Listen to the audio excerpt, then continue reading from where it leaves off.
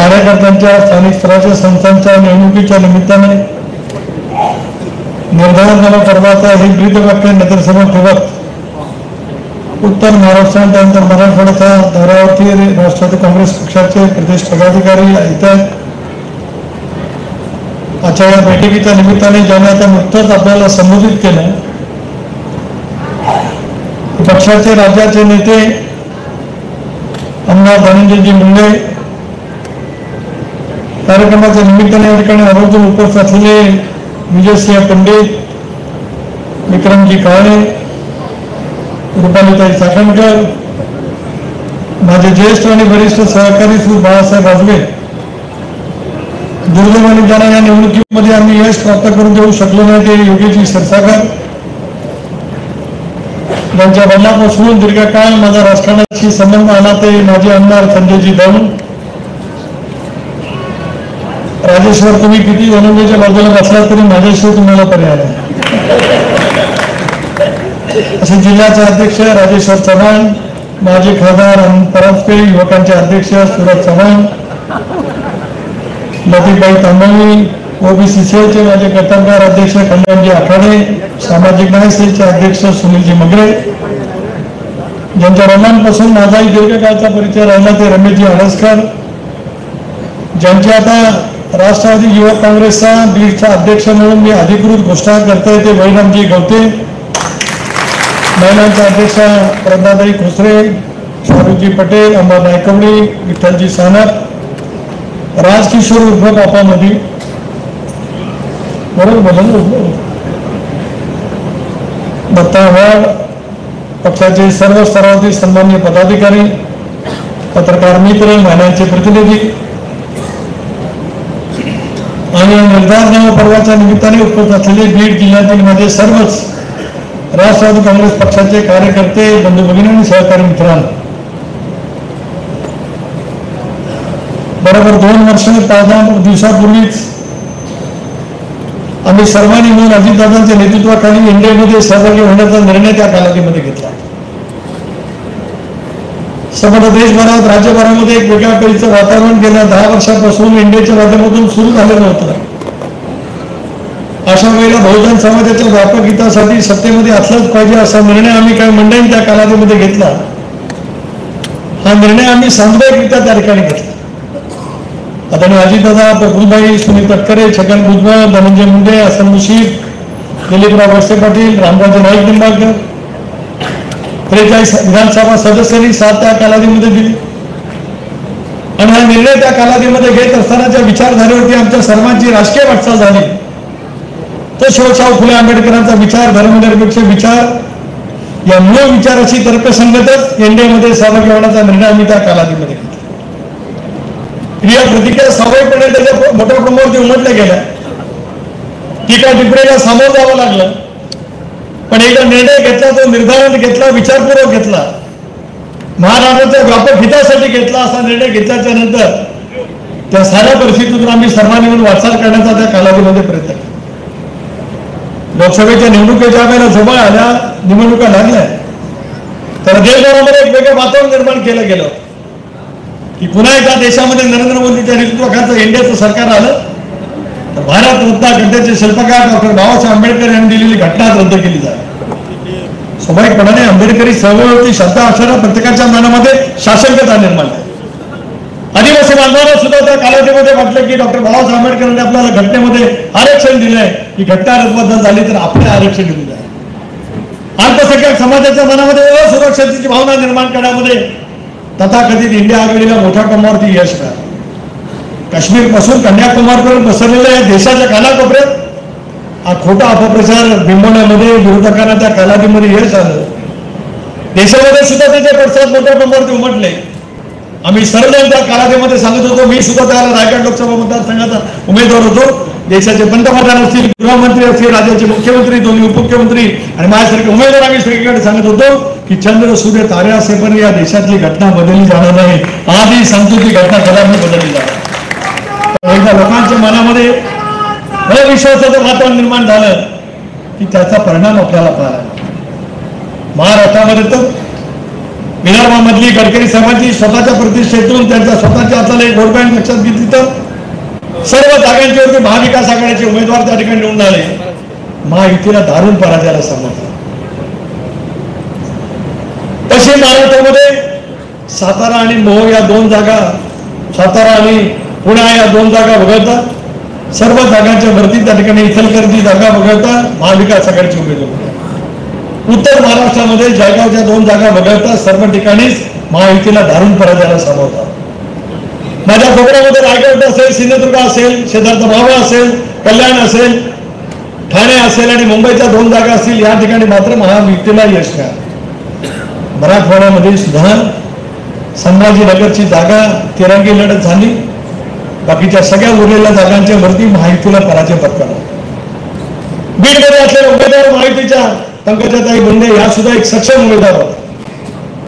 राजकारणामध्ये त्या कालावधीमध्ये जे काही विचार झाले, त्याच्यामधून जे काही वेगवेगळे परिणाम झाले, वेगवेगळ्या प्रचाराचा प्रचार त्या कालावधीमध्ये झाला आणि बालेकिल्लेला असलेल्या मतदारसंघामध्ये राष्ट्रवादी काँग्रेस आणि भारतीय जनता पक्ष एकत्रित असताना सुद्धा दुर्दैवाने त्या निवडणुकीमध्ये अल्पशा मताने आपल्याला पराजय पत्करला. शल्य आणि दुःख प्रत्येकाच्या मनामध्ये राहतं. तसं योगेश क्षीरसागरांच्या मनामध्ये राहतं. ते योगेश पुरता सीमित नाही. पक्षाचे प्रमुख माझ्यासारख्या कार्यकर्त्याला सुद्धा त्याच्याबद्दलची एक भावना निश्चितपणे त्या ठिकाणी आहे. त्याच्या तुलत असं काय कारण. पण जयपराजय राजकारणामध्ये येत असतात. प्रत्येक निवडणुकीच्या माध्यमातून नवीन राजकीय समीकरण त्या ठिकाणी बदलत असतात. मी धनंजय नेहमीच बीडमध्ये आलो, बराच वेळेला बीडमध्ये वेगवेगळे कार्यक्रम उत्स्फूर्तपणाने सुद्धा पाहिले. आजचा एक कार्यक्रम पाहतोय. आजच्या कार्यक्रमाबद्दल खासगी बसायचं भेटू द्यायला मी नक्कीच बोलीन. जाहीररित्या बोललं तर कोणाला वाईट वाटेल. कारण माझ्या राजकीय आयुष्यात मी अनेक वेळेला भेटला आणि निर्धार नव पर्वाचा संकल्प करत संबंध महाराष्ट्रामध्ये फिरत असताना वेगवेगळ्या जिल्ह्यामध्ये 4 आणि कालचे 4 आणि हा 9वा जिल्हा आहे. प्रत्येक जिल्ह्यामध्ये तिथला उत्साह, तिथला कार्यक्रम, ते सगळे अनुभव त्या ठिकाणी आलो. त्याच्याबद्दल माझा कोणाच्याबद्दल आक्षेप असं काय कारण नाही. पण नियमितपणाने वेगवेगळ्या भूमिका ही राजकारणामध्ये होत असते. मी अनेक वेळेला बोलत आलो अजितदादांजवळ की अनेक वेळेला राज्याच्या प्रमुख नेत्यांच्या जवळ की महाराष्ट्राच्या राजकारणामध्ये सर्वाधिक राजकीय दृष्ट्या सजग असलेला जिल्हा कुठला, मी राष्ट्रीय दृष्ट्या सजग बोलतोय तर तो हा बीड जिल्हा आहे. त्या बीड जिल्ह्याच्या प्रत्येक विधानसभा मतदारसंघामध्ये आणि एकंदरीत जिल्ह्याचीच एकंदरीत अशी सामाजिक धारणा आहे. सामाजिक म्हणजे मी त्या अर्थाने सामाजिक म्हणत नाही, मी सर्व अर्थाने सामाजिक त्या ठिकाणी म्हणतोय. त्याच्यामध्ये राजकारण आणि राजकारणाच्या बद्दलचे असलेले पैलू, याबद्दलची एक वेगळ्या पद्धतीची आत्मीयता असेल म्हणा किंवा प्रखरता असेल म्हणा, ती या बीड जिल्ह्यामध्ये निश्चितपणे त्या ठिकाणी अनुभवायला मिळते. या जिल्ह्यामध्ये बीडचा मतदारसंघ असेल, माजलगावचा असेल, गेवराईचा आहे, परळीचा आहे, राष्ट्रीय पाटोद्याचा आहे, केज मतदारसंघ, हे सगळे या जिल्ह्यांतील मतदारसंघ. ज्या मतदारसंघातून आपापल्या पद्धतीने प्रत्येकजण त्या ठिकाणी काम करत आला आणि आता आम्हाला स्थानिक स्वराज्य संस्थांच्या निवडणुकीला त्या ठिकाणी सामोरं जायचं. 8 ते 10 वर्षाच्या प्रदीर्घ कालावधीच्या नंतर ज्याला स्थानिक स्वराज्य संस्थांच्या निवडणुका येतात त्याला आम्ही पदावरती पोहोचलो. मी खासदार झालो, अजितदादा मुख्यमंत्री झाले, धनंजयचे आमदार झाले, त्या कालावधीमध्ये मंत्री होते.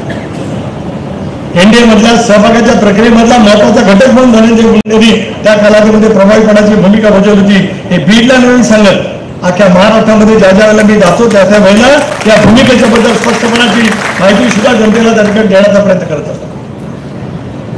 शेवटी आम्ही त्या भूमिकेवर नेमकं का पोहोचलो की आता पुन्हा सांगण्याची आवश्यकता नाही. पण विधानसभेच्या निवडणुकीच्या निमित्ताने लोकसभेच्या सारखेच वातावरण तयार राहीलच अशी अपेक्षा करत महाविकास आघाडी संबंध महाराष्ट्रामध्ये त्या कालावधीमध्ये काम केलं. याचा उल्लेख उद्धवजी ठाकरे यांनी काल परवा त्यांच्या प्रकट मुलाखतीमध्ये केला की महायुतीच्या मध्ये विधानसभेच्या वेळेला खूप मोठ्या प्रमाणावरती स्पर्धा निर्माण झाला, त्याचा पराजय झाला असं ते म्हणतात. त्यांना आलेल्या अनुभवातून कदाचित ते म्हणत असतील. आम्ही त्यांच्या कडकोडीच्या वेळी पराजय झाला असं मानत नाही. लाडकी बहिणी योजना महायुतीच्या सरकारने दिली. अभिमान वाटतोय की अजितदादांनी विक्रमी अर्थसंकल्प त्यांच्या राजकीय जीवनाचा नव्हे तर महाराष्ट्राच्या जीवनातला जो टाकला, महाराष्ट्राच्या जीवनात म्हणजे महाराष्ट्राची निर्मिती झाल्यापासून सर्वाधिक अर्थसंकल्प अजितदादांनी केले. त्या अर्थसंकल्पातला जो विक्रमी अर्थसंकल्प त्याच्यामध्ये होता, त्याच्यातून लाडकी बहिणी योजना ही महाराष्ट्रासाठी जाहीर केली आणि वातावरणाच्या बदलाला त्या ठिकाणी सुद्धा शेतकऱ्यांची थकीत असलेली वीज माफी माफ करण्याचा 1400 कोटी रुपयाचा तारसी निर्णय त्या कालावधीमध्ये निश्चितपणे घेतला गेला. विरोधकांनी त्याच्याबद्दल अभय या सरकारचा कर्जबाजारी होईल. महाराष्ट्रासारखं केवळ पुरोगामी विचाराचं नव्हे तर देशामध्ये विकसित असलेलं राज्य आता आर्थिकदृष्ट्या डबघाईस होईल, बँकरप्ट त्या ठिकाणी होईल आणि मग या राज्यातील पुढच्या कालावधीमध्ये पगाराला सुद्धा पैसे मिळणार नाही अशी अभय महिलांच्या नेत्या म्हणून अनेक महिला नेत्यांनी विरोधकांनी त्या ठिकाणी संबंध महाराष्ट्रामध्ये निर्माण करण्याचा प्रयत्न केला. सरकारने निर्धारपूर्वक आधी त्या खात्याची मंत्री आहे 2,35,00,000 महिलांच्या पर्यंत ते लाडकी बहीण योजना त्या कालावधीमध्ये पोहोचली. 1400 कोटी रुपयाची कर्जमाफी त्या ठिकाणी बिलची थकबाकी माफ करत शेतकऱ्यांचा 20 सातबारा खुरा करण्याचं झाडं त्या कालावधीमध्ये केलं झालं. त्याच्यातून महाराष्ट्रामध्ये 288 जागांच्या पर्यंत 238 जागांच्या पर्यंत महायुतीला त्या ठिकाणी यश काही जागांच्या वरती यश मिळू शकलं नाही. त्याच्यातली बीड जिल्ह्यातील एक जागा आहे. इतरही जागांच्या बाबतीमध्ये बाळकाकांच्या बाबतीमध्ये मी स्वतंत्रपणाने मी निश्चितपणे ज्या ठिकाणी माझ्या भावना व्यक्त करत असेल त्या ठिकाणी मी करेन. कारण 2023 ते 2024 या विधानसभाचा कालखंड होत असताना राज्यभरामध्ये घडामोडी ज्या ज्या वेळेला होत होत्या त्या घडामोडीमध्ये सुद्धा बाळासाहेब आजगे काकांची भूमिका अत्यंत महत्वपूर्ण राहिली होती. त्याचा सुद्धा स्पर्श या ठिकाणी या निमित्तानं मी करू इच्छितो. त्या काळामध्ये अनेक वेळेला अनेक घटना घडत असतात. त्याच्यातून अनेक वेळा कदाचित काही वेळेला एका वेगळ्या परिस्थितीला सामोरं जावं लागत असेल. पण शेवटी पक्ष म्हणून आज या ठिकाणी मी सांगू इच्छितो आहे जो जो कार्यकर्ता त्या संक्रमणाच्या कालावधीमध्ये अजितदादांच्या आणि पक्षाच्या पाठीमागे उभा राहिला त्याच्या पाठीमागे हा सुनील तटकरे म्हणून पूर्णपणाची ताकद उभी करेल असा शब्द सुद्धा त्या कार्यक्रमाच्या निमित्ताने देऊ इच्छितो. पण आता आमच्या सर्वांचीच कसोटी आहे आगामी येणाऱ्या स्थानिक स्वराज्य संस्थांच्या निवडणुकीची. जिल्हा परिषद 2014 सालाच्या एप्रिल जानेवारी फेब्रुवारी महिन्यामध्ये झाली. आज 8 वर्ष झाली 8.5 वर्ष झाली. जिल्हा परिषद त्या ठिकाणी 5 वर्षाचा कालखंड सोडला तर निवडणुका झाल्या. नगरपालिकेच्या निवडणुका 2016च्या नोव्हेंबर डिसेंबर महिन्यामध्ये झाल्या. त्याला 8.5 वर्षाचा कालखंड झाला. त्याही ठिकाणच्या निवडणुका झाल्या. महापालिकेमध्ये सुद्धा शेवटी तळागाळातला कार्यकर्ता जो लोकांशी संवाद करत असतो लोकांच्या निगडीत असलेल्या प्रश्नांची सातत्याने उकल करण्याचा प्रामाणिकपणाचा प्रयत्न करत असतो त्याच्या अस्तित्वाची निवडणूक आता समोर त्या ठिकाणी आली आहे. अशा वेळेला माझ्यासारख्या प्रदेशाध्यक्षाचं कर्तव्य ठरतं की त्यांची निवडणूक येईल. मी आज आपल्याला पुन्हा एकदा आश्वस्त करतोय की विधानसभेच्या निवडणुकीमध्ये किंवा लोकसभेच्या निवडणुकीमध्ये राज्य पातळीवर आम्ही लक्ष जितका घातलं होतं त्याच्यापेक्षा काकणभर सरस कार्यकर्त्यांच्या निवडणुकीमध्ये पूर्णपणाची ताकद प्रदेश पातळीवर आपल्या पाठीमागे उभं राहील हे मला आवर्जून या ठिकाणी सांगा. शेवटी या जिल्ह्याची राजकीय परिस्थिती नेहमी वेगळी आहे. इथे अनेक वेळा जिल्हा परिषद ताब्यात आली बहुमताने चालली असं नाही 2-4 मताचा आहे. आधीमध्ये कधीतरी फरक होत गेला काही वेळेला आले असेल काही वेळेला इकडे तिकडे होत गेला असेल. कोणी तिकडे माणसं दिली कोणी इकडे दिली कोणी तिकडे दिली कधी इकडे झाली. राजेश हस्ते करावं मला काही माहितीच नाही. या वेळेला मात्र एका वेगळ्या पार्श्वभूमीवरती आपल्याला सामोरं आहे. मला वाटलं असं तर मी आज प्रश्न विचारू शकतो की बीड मधले इथे किती आहेत मतदारसंघातील माझ्यामध्ये इथे किती आलेत विचारू शकतो. गेवराईमध्ये किती आलेत विचारू शकतो. परळीमध्ये किती आलेत विचारू शकतो. केज मधले किती मतदारसंघातील आलेत विचारू शकतो किंवा आष्टी पाठातून किती आले ते विचारू शकतो. पण नाही कार्यकर्त्यांना उभं काढणं म्हणजे नेत्याचं काम नाही. कार्यकर्त्यांना सोबत घेणं विश्वास देणं हे काम आहे. त्या कामातूनच मला संघटनेची बैठक उभा कालावधीमध्ये जाते. पण विक्रमजी कुठे काय बिरीज बघा ते होत असते राजकारणात. त्याहीपेक्षा काय पद्धतीने तुम्ही सकारात्मक पद्धतीने विचार करत उद्याची भविष्याची वाटचाल करायची आहे ती करण्याच्या संदर्भातील भूमिका घेणं हे आपल्या सर्वांचं कर्तव्य त्या ठिकाणी असतं. सकाळपासून बीड शहरातल्या किमान 5 ते 6 ठिकाणच्या सहकार्यांना भेट देण्याची संधी मला आणि माझ्या राज्य पातळीवरच्या नेत्यांना त्या ठिकाणी मिळाली. कोणाला कुठं गेल्याला पसंत झाला असेल नसेल मला माहित नाही. पण मी कार्यकर्त्यांच्यासाठी जागणारा आणि कार्यकर्त्यांच्या इच्छेला मान देणारा कार्यकर्ता असल्यामुळे ज्यांनी सांगितले की आमच्याकडे 5 मिनिटं का होईना या त्या ठिकाणी जाण्याचं कर्तव्य प्रदेशाध्यक्षांना त्यांनी प्रामाणिकपणाने केलं. पण तिथे गेले की त्यांचा आपोआप सन्मान वाढतो. तो सन्मान माझ्यामुळे वाढतो असं नाही तर संघटना त्यांच्यापर्यंत राज्यपातळीची पोचली असा एक मेसेज मान्य माणसामध्ये आणायचा असतो. ते देण्यासंबंधातली प्रामाणिकपणाची भूमिका त्या ठिकाणी. हा जिल्हा राष्ट्रवादी काँग्रेस पक्षाचं भक्कम बलस्थान असलेला जिल्हा आज पत्रकार विचारतील प्रकाश सोळंके का नाही, त्यांनी मला काल फोन केला की त्यांच्या पत्नीचा आज वाढदिवस आहे.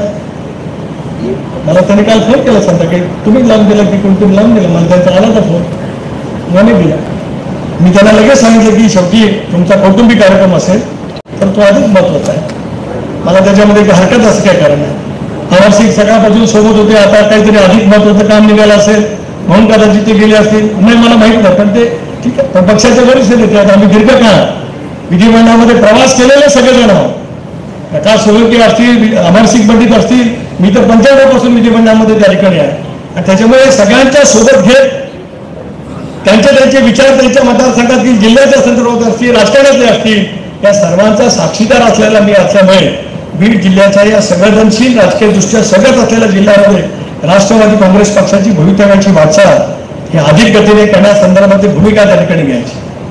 काय कारणाच्यामुळे अजितदादांना या जिल्ह्याचं पालकमंत्रीपद घोषवावं लागलं, त्याची जबाबदारी त्यांना त्या ठिकाणी घ्यावी लागली. पक्षाच्या बैठकीमध्ये ठरवून त्या ठिकाणी निर्णय झाला. अपेक्षा नक्कीच आहे अजितदादांच्याकडनं तुमच्याही स्वाभाविकपणाने, कारण महाराष्ट्राच्या राजकारणामध्ये गेले 30-35 वर्ष एक अतिशय उत्तम पद्धतीने प्रशासन कौशल्य, निर्णय क्षमतेमध्ये त्यांचा हातखंडा इतका विलक्षण आहे की त्या बाबतीमध्ये कोणाच्या मनामध्ये काय प्रवाद असू शकत नाही. संघटनेच्या कामाच्या बाबतीमध्ये सुद्धा योग्य पद्धतीने खबरदारी घेऊन काम करण्याचा त्यांचा सतत त्या ठिकाणी प्रयत्न राहतो. आणि त्याच्यामुळे या जिल्ह्याच्या विकासाच्या कामाच्या संदर्भामध्ये ते अधिक लक्ष देतील असा विश्वास तुम्हाला आहे. तसाच प्रदेशाध्यक्ष म्हणून महासरकार कार्यकर्त्याला त्या ठिकाणी पाठवतो. पण तरी सुद्धा आपल्याला उद्याच्या भवितव्याची वाटचाल करायची असेल तर आपल्याला इथल्याच संघटनेने एकत्रितपणाने अधिक व्यापकतेने काम करण्याची आवश्यकता आहे. या जिल्ह्यामधली राजकीय समीकरणं ही कदाचित काही वेळेला मतदारसंघाने बदलली जात असतात. विधानसभा मतदारसंघासहित न्याय सुद्धा काय बदलतात, काही वेळेला जिल्ह्याच्या राजकारणाचे सुद्धा कळत नकळत वेगवेगळे परिणाम प्रक्रियेमध्ये सुद्धा होत असतात. पण शेवटी या सगळ्याची गोळाबेरीज राष्ट्रवादी काँग्रेस पक्षाच्या हितासाठी कशी होईल याचा प्रयत्न मी मगाशी नाव घेतलेल्या सगळ्या प्रमुख नेत्यांनी करावा, एवढीच माझी विनंती त्या ठिकाणी त्या निमित्ताने. धनंजयने मी आग्रह केला, त्यांच्या तब्येतीमुळे ते बोलणार नव्हते, पण मी त्यांना संभाजीनगर पासून निमंत्रित केलं. याचा अर्थ ते मराठवाडा पुरता सीमित नेते आहेत का नाही, पक्षासाठी ते महाराष्ट्राचे नेते काली आहे, आधी आहे आणि उद्याच्या भविष्यामध्ये यशस्वीपणाने वाटचाल करण्याच्या दृष्टीतून अनेक वेळेला काही ना काहीतरी प्रश्नचिन्ह येत असतात. राजकीय आयुष्यामध्ये सुद्धा अनेक वेळेला चढउतार त्या ठिकाणी येत असतात. पण हिमतीने आणि आत्मविश्वासाने त्या साऱ्या गोष्टीला सामोरं जाण्याचं बळ दाखवलं. ते बळ व्यक्तिगत कारणासाठी नसतं, तो जो समाज दीर्घकाळ आपल्या पाठीमागे ताकदीने उभा राहत असतो त्या समाजासाठी ते सगळं सहन करण्याची ताकद आपल्याला घ्यावी लागत असते. कारण त्या समाजाच्या पाठबळावरती आपण त्या ठिकाणी समाज म्हणजे त्यांचा समाज आहे मी म्हणत बहुजन समाज. अनेक वेळेला अगाशी योगेश बोलता बोलून गेले, ठीक आहे का असेल नसेल ते होत असतं. राजकारणामध्ये सुद्धा अनेक वेळेला वेगवेगळे प्रश्न म्हणतात. मी ज्या मतदारसंघातून निवडून राहतो, मी भोई समाजाचं इथं 10,000 मत आहेत. मागाशी मला कोणतरी सांगितलं इथं 10,000 मत आहेत. माझ्या अख्खा लोकसभा मतदारसंघात 5,000 मतापेक्षा जास्ती नाही, तरी पण लोकांनी निवडून दिलं. अशाही लाटेत दिलं, तशाही लाटेत दिलं. त्याच्यामुळे त्या अर्थाने मी माझं वाक्य बिलकुल कधी नव्हतं, कारण सर्व समाजाचं एक आशीर्वाद आपण मिळवले, त्यांचा विश्वास संपादन केला, त्याच पद्धतीने आपण काम करण्याची मानसिकता दाखवली तर अनेक गोष्टी आपल्याला सहजगत्या करता येऊ शकतात. धन्य तुम्हालाही काम करायचं आहे. प्रकाश सोळंके सुद्धा त्यांच्या त्या परिवाराच्या कार्यक्रमातून मोकळे झाल्यानंतर ती अधिक लक्ष घालतील. अमरसिंग पंडित त्यांच्याही मनामध्ये काही वेगळा असेल माझ्याबद्दल किंवा धनंजयबद्दल, राजकीय दृष्ट्या बिलकुल बोलत नाही. आमची मैत्री गहाण आहे, कहाणी होती, आजही होती.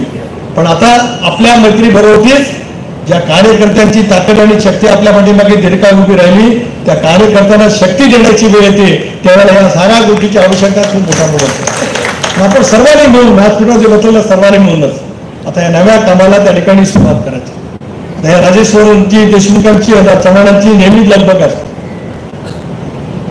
त्यांनी आज काही मोजक्या सहकार्याची पत्र दिली. खरं तर एकाच वेळेला सगळी कार्यकारिणी जाहीर करणं महत्वाचं ठरतं. पण काही कारणाच्यामुळे झाली असेल नसेल मला माहित नाही. पण आज तुम्हाला सांगतो, आजची तारीख आहे 20. 27 तारखेला मी मुंबईत आहे, रविवार असेल तरी, कारण माझं अधिवेशन लोकसभेत सुरू आहे. तोपर्यंत बीड जिल्ह्याची सर्व तालुक्यांची अध्यक्ष विधानसभा मतदारसंघाचे अध्यक्ष, बीड जिल्ह्याची पूर्णपणाची कार्यकारिणी, बीड जिल्ह्याचे सगळे सेल या सगळ्यांचे अध्यक्ष त्यांची कार्यकारिणी झालीच पाहिजे असा स्पष्ट निर्देश अध्यक्ष म्हणून या ठिकाणी आज मित्रांनी देऊ. पण शेवटी सर्वसमावेशक पैच्या कामाला रचना देण्याची आवश्यकता खूप मोठ्या प्रमाणावरती त्या ठिकाणी असते. बघा प्रकाश सोळके नाही या विजय सिंग आहे, माझं तुम्हाला सांगणार आहे याच्या पुढे त्या दोघांची फोटो त्याच्यात टाका, हे अपूर्ण दिसतं, योग्य दिसत ते आहेत, जे आहेत जे विधिमंडळामध्ये आहेत काय काका दिसतं विधिमंडळामध्ये नेतृत्व आहे, संजय राऊतांनी केलं आहे. शेवटी या पद्धतीने आपण काम करण्याची मानसिकता दाखवली तर त्याचा फायदा पक्षाच्या उद्याच्या भवितव्याच्या कालासाठी अधिक महत्वपूर्ण त्या ठिकाणी ठरू शकतो. आणि म्हणूनच या कामाला गती आपण देण्याचा प्रयत्न करणं म्हणजे पक्षाच्या संघटनेची ताकद पूर्ण शक्तीने पूर्ण पाठिंब्याने उभं करण्यासाठी जिल्हाध्यक्ष म्हणून आपण मेहनत करताच, त्याच्यात माझ्या मनामध्ये काय शंका नाही, काय कारण नाही. पण त्याचबरोबर व्यापकतेचा आधार मनामध्ये ठेवत या सगळ्या परिस्थितीमध्ये जे काही वेगवेगळे राजकीय समीकरण निर्माण करण्याचा प्रयत्न केला जात असतो त्याला निगडपूर्वक पक्ष संघटनेच्या माध्यमातून उत्तर देण्याची आवश्यकता. सभेला किती गर्दी झाली याच्यातून लोकशाहीमध्ये तुमचं मूल्यमापन होत नाही. सभेला किती गर्दी झाली त्याच्यावर तुमचं मूल्यमापन होत नाही. तुमच्या पक्षाच्या जागा तुमच्या चिन्हावर किती लिहून झाल्या त्याच्यावरती त्या पक्षाचं बारोमीटर मोजलं जातं. आम्हाला अभिमान वाटतो, मी अनेक वेळा बोललो की धनंजय मुंडे 1.25 लाख 1.5 लाखाच्या पदाच्या पेक्षा जास्ती मतांनी निवडाले. मला अभिमान आहे राष्ट्रवादी काँग्रेस पक्षाचा अध्यक्ष म्हणून. तुम्हाला काय वेगळं वाटतं? 1,48,000 मी 1.5 लाख बोललो ना. तुमच्यापेक्षा मी 2,000 जास्ती टाकले. ते 2,000 जास्ती टाकलं कारण त्याच्याने माझं प्रेम आहे म्हणून जास्ती टाकलं. पर्रीकरांनी विक्रम केला. बोलले ना त्याला काय बोलले ना त्याला काय करायचं. माझा स्वभाव त्यांच्याशी होते, तुला का वाईट वाटते?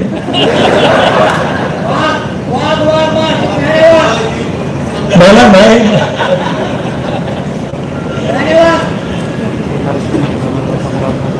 त्याच्यामुळे आपण सर्वांनी राजकारणातलं वेगवेगळे कसर अल्पसंख्याक समाजाला सुद्धा सुरक्षिततेचा आपण विश्वास त्या ठिकाणी दिला पाहिजे.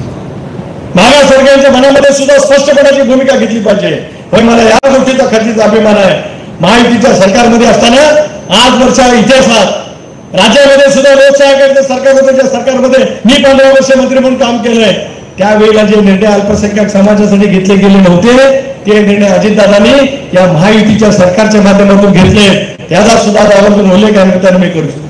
सारथी असेल, भारती असेल, मारुती असेल, वेगवेगळ्या संस्था वेगवेगळ्या समाजाच्या त्या ठिकाणी आर्थिकदृष्ट्या निर्माण करत त्या समाजातील असलेल्या तरुणांना माझ्या माऊलींना एक वेगळा परिचित नवीन दालन उभं करण्याचा प्रयत्न आज या राज्य सरकारच्या माध्यमातून त्या ठिकाणी केला जातोय. राष्ट्रवादी काँग्रेस पक्षाची नीती आणि नियत साफ आहे. धर्मनिरपेक्ष विचार, शिवशाहू आंबेडकरांची सामाजिक समता आणि कार्यकर्त्याला ताकद आणि शक्ती देणं याच विचारावरती आम्ही सगळेजण पुढच्या कालावधीमध्ये काम करणार आहोत. माझ्या महिला भगिनी असतील, तरुण कार्यकर्ते असतील, ज्येष्ठ सहकारी असतील, या सर्वांनी मिळूनच पक्ष आणि पक्षाच्या साठी अधिक झोकून देऊन काम करण्याचा प्रयत्न केला तर अपेक्षित असलेलं यश नक्की त्या ठिकाणी मी आपल्याला ही सांगू इच्छितो आहे. तालुका स्तरावरच्या समिती असतील, जिल्हा स्तरावरच्या समिती असतील, त्याचं वाटप कसं करायचं हे आता निश्चित झालेलं आहे. राज्य पातळीवरती अजून निश्चितीपर्यंत आम्ही पोहोचलेलो नाही. पण जिल्हा स्तरावरच्या ज्या शासकीय समित्या आहेत, तालुका स्तरावरच्या ज्या शासकीय समित्या आहेत, आनंद परास बैठक आहेत, त्या बैठकीला मला मदत करायला मला आणि आसन विषयकांना मदत करायला उपस्थित असतात. मी आता दादाला सांगेन की इतर जिल्ह्याच्या पालकमंत्र्यांनी जर काही तशी सुरुवात केली असेल तर त्या निर्णयामध्ये जो काय रेशो ठरला त्या रेशोप्रमाणे या जिल्ह्यामधल्या सुद्धा शासकीय समित्या त्या ठिकाणी निश्चितच लवकरात लवकर नेमल्या जाव्यात, जेणेकरून काम करणाऱ्या कार्यकर्त्यांना त्या समितीवरती जाण्याची संधी मिळाली तर त्याला सुद्धा जनमानसामध्ये गेल्याच्या नंतर राष्ट्रवादी काँग्रेस पक्षाचा कार्यकर्ता शासन दरबार जाऊन तहसीलदार असेल, BDO असेल, महाविद्यालयांचं कार्यालय असेल त्या ठिकाणी जाऊन आपल्या पंथाची उकल करू शकत असेल. आणि म्हणूनच अधिक बोलून मी आपल्या सर्वांचा वेळ घेऊ इच्छित नाही. आता राजेश्वरजी आपल्याला सांगितलं की इतक्या कालावधीमध्ये हे सगळं पूर्ण झालं पाहिजे. आपल्या बरोबर जे या सेलचे अध्यक्ष असतील, महिलांचे अध्यक्ष असतील, युवकांचे असतील, नव्याचे नेमणूक झालेले किंवा इतरही काही पदाधिकारी असतील या सर्वांनी विशिष्ट वेळामध्ये तशापैकी नियुक्तीचं काम त्या ठिकाणी पूर्ण करावं. अजितदादांचा वाढदिवस 22 तारखेला. आम्ही सगळेजण नशीबवान आहोत की आम्ही सगळेजण एकाच महिन्यामध्ये जन्माला आले. अजितदादा ज्या महिन्यात जन्माला आले त्या 1 तारखेला विक्रम काळे, 10 तारखेला जुलैला मी, धनंजय मुंडे 15 जुलैला आणि अजितदादा 22 जुलै. अजितदादांचा 66वा वाढदिवस जनविश्वास साधना म्हणून राष्ट्रवादी काँग्रेस पक्षाने साजरा करण्याचं ठरवलेलं आहे. आम्ही सगळे सहकारी अजितदादांचे आहोत, पण ते पक्षाचे नेते आहेत, राष्ट्रीय अध्यक्ष आहेत, ज्या नेतृत्वाबद्दल एक वेगळा विश्वास आमच्या सर्वांच्या मनामध्ये दीर्घकाळ त्या ठिकाणी राहिला आहे. आणि मलाही त्याची जाणीव आहे की धनंजयने राष्ट्रवादी काँग्रेस पक्षामध्ये येण्याचा निर्णय घेतला, त्याचा मी साक्षीदार होतो. त्या निर्णय प्रक्रियेमध्ये अजितदादांचा सिंहाचा वाटा होता, हे या ठिकाणी मी सांगतोय. अतिशय प्रतिकूल परिस्थितीमध्ये धाडस धनंजय तुम्ही दाखवलं. काय वेगळा होता, काही असेल नसेल त्याच्याबद्दल बिलकुल काही मी या ठिकाणी एकही राजकीय वाक्य करणार नाही. पण हा सगळ्या जडणघडणीमध्ये पक्ष आणि पक्षाच्या उद्याच्या भवितव्याच्या वाटचालीमध्ये आपण अधिक पद्धतीचं काम त्या ठिकाणी करावं. जनविश्वास सप्ताह सुद्धा जे पक्षाने कार्यक्रम आखून दिलेले आहेत त्या कार्यक्रमानुसार त्या ठिकाणी व्हावेत अशापैकी अपेक्षा आजच्या या कार्यक्रमाच्या निमित्ताने या ठिकाणी व्यक्त करतो. आपल्या सर्वांना अंतःकरणापासूनच्या शुभेच्छा देतो. स्थानिक स्वराज्य संस्थांच्या निवडणुकीपूर्वी नक्कीच बीडला येईल. स्थानिक स्वराज्य संस्थांच्या निवडणुका महायुती म्हणून लढवाव्यात असं वरिष्ठ पातळीवरती ठरलंय. पण प्रत्येक जिल्हा आणि प्रत्येक जिल्ह्यातील